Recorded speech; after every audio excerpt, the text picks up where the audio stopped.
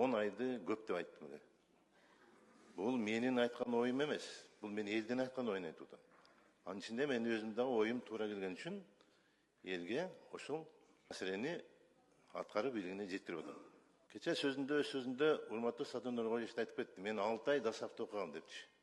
Ошол Союз убагында жүргөн 6 ай Дасаф жеткиликтүү окутуп, советтик армияда кызмат кылып, ошол күндөгү тарбия алган, ошол күндөгү билим алган, анын жыйынтыгы менен окуучулук күбөлүктү алган адамдар бүгүнкү чейин бар.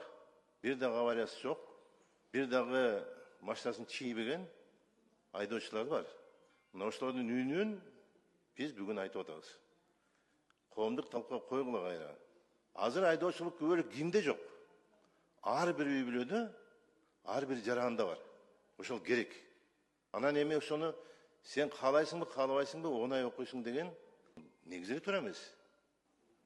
Мына ушул жердеги ошол күнү айтылган сын пикирлердин бардыгы, урматтуу кесиптештер, бул ар бириңиздердин жүздөгөн, миңдеген шайлоочулардын сөзүн айтып атасыздар. Элдин арасынан көп өтпөгүлө.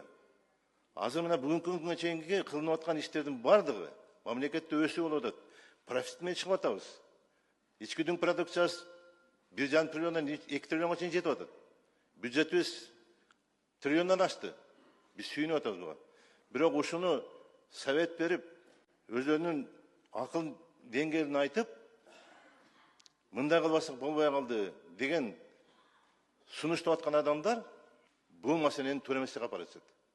Мен бир дагы жолу депутаттын сөзүн айтканын уккан жокмун. Ушул жерде отурган 87 депутаттын бирөөсү дагы бийлик аткаруучулар акмаксыңар деп айткан жокпуз. Депутаттар менен аткаруу бийлигинин ортосундагы мамилени ушундай да басып калышыбыз керек. Комитеттерди көрүп атасыздар, депутаттардын айткан сындарын көрүп атасыздар. Ушуну чечип албасак болбойт. Бул күндөн күнгө дагы өрчүп бериши мүмкүн. Мен билем баарыңыздардын араңызда оюңузда турат айта турган маселе. Бирок балким айта албай аткан болушуңуз керек. Мен ушуну айтып эле коеюн. Биз аткаруу бийлиги менен ымалада туура багытта кетиш керек. Ушунчага чейин кылынып аткан иштердин бардыгын бүгүнкү күндө бир айдоочулук күбөлүк менен, анын срогу менен, окуу мөөнөтү менен кылган иштерибизди норга сводить этпешибиз керек. Кечеөнкү аудиториядагы отурган 25-30 чакты бир курсант отурат. Конечно, алар дагы айта албайт да оюн.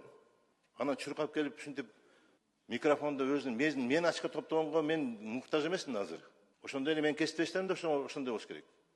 Мен ойлойм баарыбыз туура жыйынтык чыгарабыз деп, бунун ичинде аткаруу бийлиги да бар.